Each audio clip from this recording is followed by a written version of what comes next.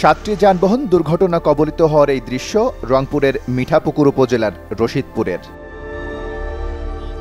শনিবার সকাল 7:30টায় প্রথমে একটি মাছবাহী ট্রাক সামনের গাড়িকে ধাক্কা দিয়ে আইল্যান্ডের উপরে উঠে যায়।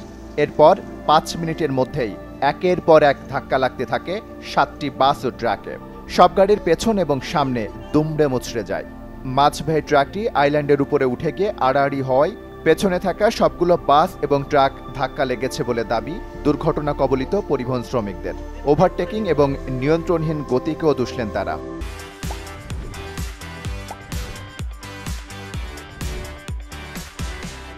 সম্ভবত সকালবেলা ঘন কুয়াশার কারণে প্রথমে একটা গাড়ি যাচ্ছিল, টাটা গাড়ির পিছনে ছিল হচ্ছে ভিআইপি ওভারটেকিং করার কারণে এক সবাই ধাক্কা লেগে যায়। এরপরে তার পিছনে ছিল যত দ্রুতগামী গাড়ি ছিল সেটা হচ্ছে শ্যামলী গিয়ে এসে তার পিছনে ধাক্কা দেয়। এরপরে ছিল হচ্ছে যে কর্ণফুলী, তারপর কভার ভ্যান, এরপরে জ্যাক ছিল। এইভাবে সিরিয়ালের 7টা গাড়ি হয়। আমি এসে দেখলাম যে মাছের একটা ট্রাক এই পাশে ওই সাইডে লাগছে, ওইটাতে এসে পিছনে 3টে নাইট কোচ আসি পরপর 3টে লাগছে। মানে একটা ট্রাক আসছিল, ট্রাকে তখন পার্কিং করছিল এই জায়গায়। পার্কিং করার সময় অন্য গাড়ি আসিয়া ওর পেছনে লাগাই দিয়েছে। দেওয়ার পরে ওই আরেকটা শ্যামলী গাড়ি আসি তার ডাইন পাশে লাগাই দিয়েছে।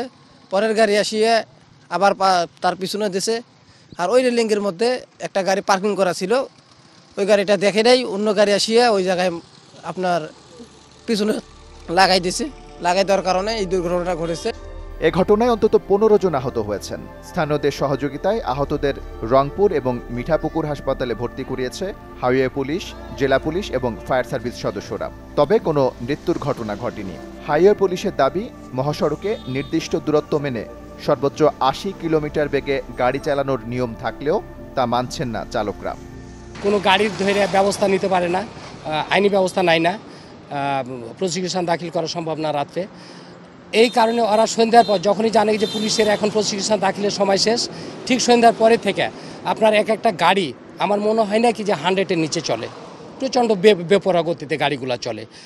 আর সকালবেলা প্রতিনিয়ত যে দুর্ঘটনা ঘটতেছে, আপনার যে দুর্ঘটনাগুলো গতকালকে আজকে একই টাইমে সেম টাইমে দুর্ঘটনা এবং একই রকম স্টাইলে।